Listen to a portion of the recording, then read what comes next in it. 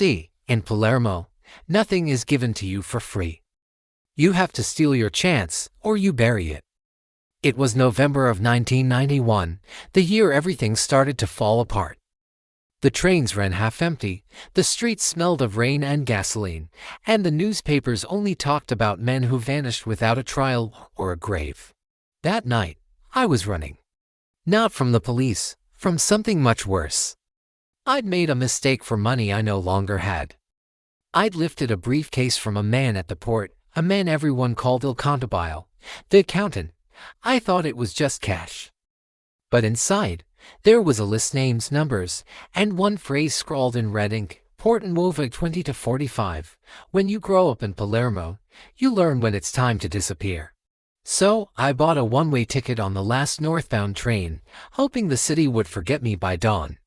The station was almost deserted. A few soldiers, a woman with a sleeping child, a priest counting rosary beads under flickering lights. The train hissed, like it was alive, impatient, and metallic. I found a seat near the back and watched the darkness through my own reflection in the window. Then, just before the doors closed, someone stepped on board. He was tall, expensive tailored coat, leather gloves, a silver watch. He glanced at me once, then sat across the aisle. Our eyes met in the reflection on the glass. He gave a nod. The kind of nod that says, I already know you. The train lurched forward, steel grinding against steel. The city slid away like a bad dream you don't want to remember. For an hour, neither of us spoke. I tried to play it cool, to pretend I was just another passenger, not a man with stolen papers and fear leaking from his sleeves. But when the lights flickered, I caught his reflection again watching me. He smiled, a small, cold smile. You picked the wrong briefcase, he said. His voice was quiet, clean, professional. I didn't answer. He stood up and sat right beside me. Antonio Russo, he said, like he was reading my name from a police file. My blood ran cold.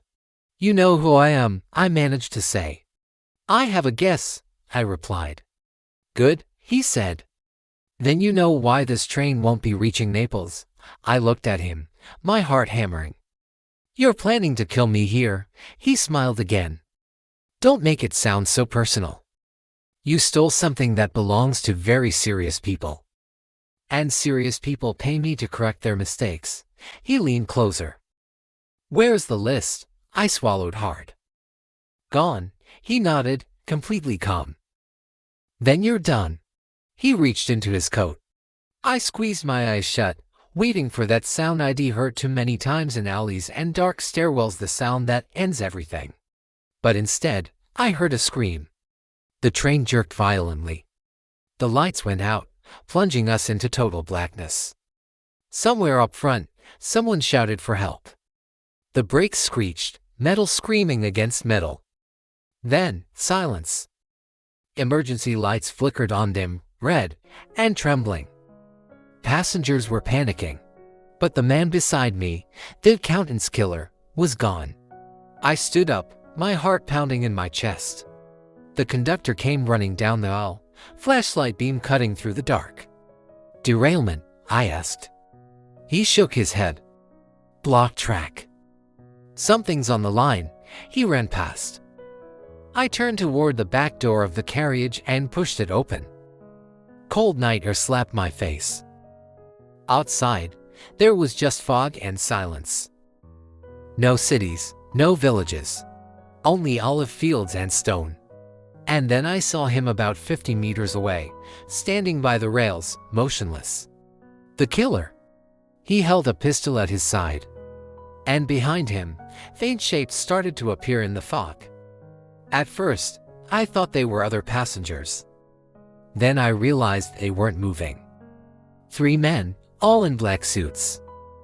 All just watching. The killer looked at them, then back at me. Get off the train, Antonio. No, I said, my voice shaking. He sighed. You don't understand. You're already off it. He lifted the gun. I ran. Not toward him, away from him. Into the fog. I heard footsteps behind me, voices, but they sounded wrong, hollow, stretched out. Then I tripped on something hard. Metal. It was a signpost, rusted and bent. It read, Port and Wova Station. I froze. That was Palermo's central station. But we had been traveling for an hour. The fog thinned for just a moment, and I saw it the same station I had left, only empty. No lights, no people, no sound but the low hum of rails that led nowhere. I turned back toward the train. It was still there, but it looked different. Half the windows were shattered, the metal was scorched and burned, like the carcass of some great animal after a fire. I climbed back aboard. Every seat was empty. Luggage was scattered everywhere, papers thrown all over the floor. I saw my reflection in a shattered window. I was shaking, but the face staring back wasn't mine. Antonio, it said, its lips moving where mine didn't. Get off the train. I stumbled backward. Then, footsteps again. The man with the silver watch walked toward me down the hall. But his coat was torn, his face was pale, and blood was running from a line across his throat. He sat across from me, looking calm, almost sad. You weren't supposed to take it, he said softly. None of us were. What is this place? I asked, my voice barely a whisper. He looked out the window. The train that never arrived. We all missed something that night. Some of us tried to leave Palermo, some tried to stay. But the list, he gestured at my jacket. It wasn't a list of the living, Antonio. It was a list of the dead. And your name was on it. I shook my head. No. I'm not, he smiled. Then why do you think no one remembers the last train from Palermo? The fog thickened, pressing against the windows like a cold breath. And I saw faces outside, passengers, children, soldiers, the woman with the sleeping child, all waiting on a platform that didn't exist. The man stood up. This is where we get off. He opened the door, and a cold wind roared in. He looked back at me one last time. Don't run this time. Then he stepped out into the fog. The others followed. The door slid shut.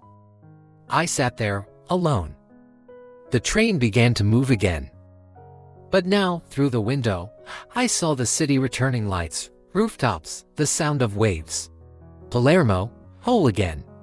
I opened the briefcase. The papers were gone. Only one photo remained, me, standing on the platform, ticket in hand. On the back, a single line in my grandfather's handwriting, you can steal your way out of where you belong. The train slowed. A voice came over the speaker, Prossima fermata Palermo Central. Next stop, Palermo Central. Right back where I started. When the doors opened, the city smelled alive again, salt, diesel, oranges, rain. I stepped out. The station clock read 20 to 45. The same minute I'd left. As if the train had never moved at all. I walked through the terminal, past strangers whose faces looked vaguely familiar, like I'd seen them once in a fog. Outside, sirens wailed in the distance, laughter spilled from a cafe, life was just carrying on, indifferent and stoppable. I turned toward the street and whispered to no one, there was no last train.